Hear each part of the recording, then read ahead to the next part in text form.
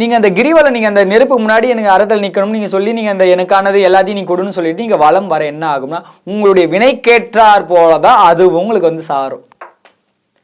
அவங்க வினைக்கேற்றார் போல உபதேசங்கள் கிடைக்க ஆரம்பிக்கும். நீங்க அந்த கிரிவலம் சுத்தும் பொழுது என்ன ஆகும்னா உங்க வாழ்க்கையில நீங்க அறத்தின்படி நிற்கணும்னு நினைப்போம். உங்களால நிற்க முடியாது. அந்த வினை, இந்த தீ வினை, நீங்க செய்த வினையே உங்களை வலுக்கட்டாயமா இழுத்து போய் பள்ளத்திலே தள்ளிட்டு இருக்கும். அப்ப இந்த மலையை நீங்க போயிட்டு சுத்தும் பொழுது என்ன நடக்கும்னா இனி உங்க வாழ்க்கையில அறத்துல நிலையா நிற்கிறதுக்காக திருவருள் செய்வார். தீவினை உங்களை தடுக்குது பார்த்தீங்களா, உங்க வினை, அந்த வினையானது நீங்க கால் வலிக்க சுத்துறீங்க பார்த்தீங்களா, அதில் வினையை குறைத்து இதில் உங்களை மேம்படுத்துவார். ஆக மொத்தம் சரிநிலைப்படுத்திடுறார். அந்த வினை அறத்தில் நிற்க விடாமல் தடுக்குது. அதை அந்த வழியை இங்கே நீங்கள் கிரிவலம் சுற்றி தீர்த்துக்கு போகிறீங்க.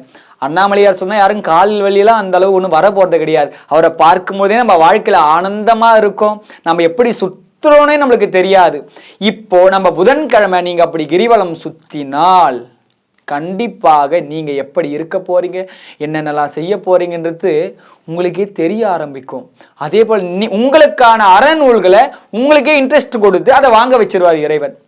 இப்ப சிலருடைய ஆன்மாக்கு திருக்குறள் எடுத்து படிக்க வைப்பார், சில ஆன்மாக்கு திருவாசகம், சில ஆன்மாக்கு தேவார், ஏதாவது ஒரு நூல் மேல முழுமையான ஈர்ப்பு கொண்டு அந்த நூலை முழுமையா படிக்க வைப்பார். அடுத்த நிலை அடுத்த நூல் உங்களை தேடி தேடியே வரும். நீங்க தேட வேண்டியதே கிடையாது.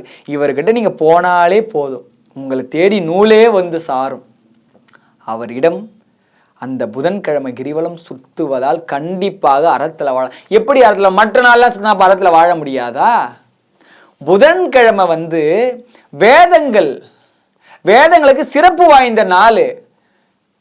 அறம் தானே வேதம் எல்லாமே சொல்லுது. அப்ப அந்த வேதமானது அதனுடைய சார் அம்சத்தை நம்ம தெரிஞ்சுக்கணும். அன்னைக்கு போனாதான் மிகவும் சிறப்பு. அதனால புதன்கிழமை நீங்க போகலாம். அந்த அருணாச்சல புராணம் சொல்லக்கூடியது இந்த கருத்து தான்.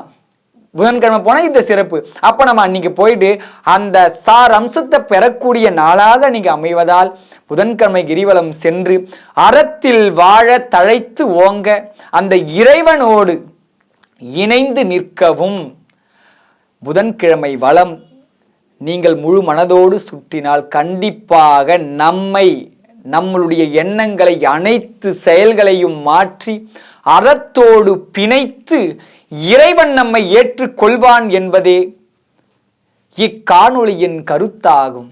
கற்றது கை மண்ணளவு, கல்லாதது உலகளவு என்பதை கூறி விடைபெறுகின்றேன்.